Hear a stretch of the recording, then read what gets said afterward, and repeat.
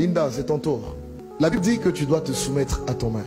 La soumission, c'est quoi? C'est pas l'esclavage. La soumission, c'est le respect. C'est tout ce que ça veut dire. Ça veut dire, femme, respecte ton mari. Tu sais, tu peux tout donner à un homme. Tu peux tout lui donner. Mais s'il ne sent pas que tu le respectes, il ne peut pas être comblé. Donc, il aime ça. Il faut lui donner ce qu'il aime pour qu'il soit épanoui. Tu as compris? Maintenant, il y a une deuxième chose dont l'homme se nourrit. Ma fille, parfois, ton cœur est couché à côté. Son amour est là. Et puis, il est 2 h du matin. Et puis, lui-même, il ne maîtrise pas certaines choses. Il se retrouve dans ses conditions normales. Ce n'est pas anormal. Normal de température et de pression. Et il va dire, mon amour.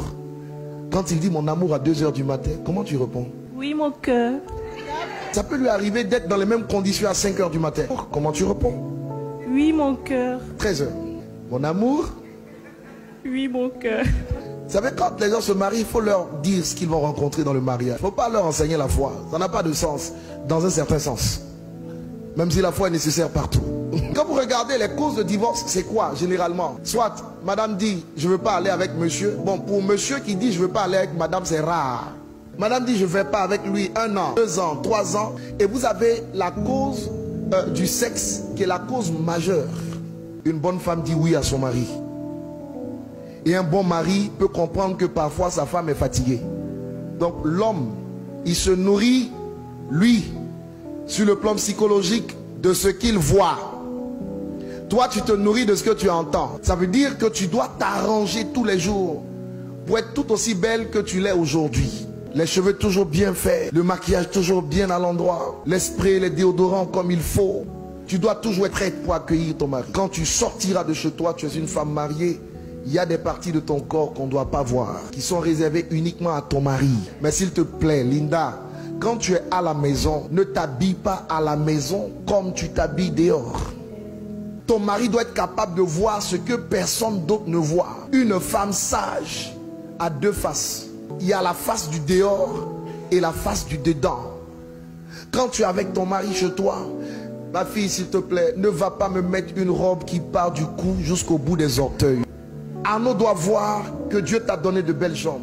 Arnaud doit voir des choses que personne d'autre ne peut voir. Et il doit se réjouir en voyant ces choses. N'oublie pas, il fonctionne par les yeux. Donc tu dois lui en mettre plein la vue. Une bonne femme a un vêtement dans la maison qui est différent du vêtement du dehors. Elle a même une 3e dimension. Un autre vêtement dans la chambre à coucher. Là-bas, il ne faut pas aller attacher des pagnes. Ne fais pas ça. Tu es trop jeune pour ça. Il y en a parfois qui vont dans l'intimité. Elles portent des joggings. Sur le jogging, elles vont mettre un jean. Sur le jean, elles vont attacher un pagne. Sur le pagne, elles vont attacher un kimono. Le pauvre monsieur, pour rendre visite à sa femme, il franchit des obstacles insurmontables. Il y a des vêtements adaptés. Et tu les connais. Les nuisettes et tout ce qui va avec. Tu vois, aujourd'hui tu es entré dans le mariage, c'est une victoire. Mais rester dans le mariage, c'est un autre championnat qui commence. Oui, il faut dire ça. Surtout quand elles sont chrétiennes, ils sont chrétiens. Quand tu t'es marié là, ce n'est pas fini. C'est une victoire que tu as acquise, mais il y a un autre combat dedans. Voilà, donc il faut agir de façon sage pour rester dans cette victoire. Je vous dis une dernière chose et puis je vais vous bénir. Écoutez-moi bien. Arnaud, pour que tu puisses gagner ta femme, il faut gagner son cœur. Aimer, c'est gagner son cœur.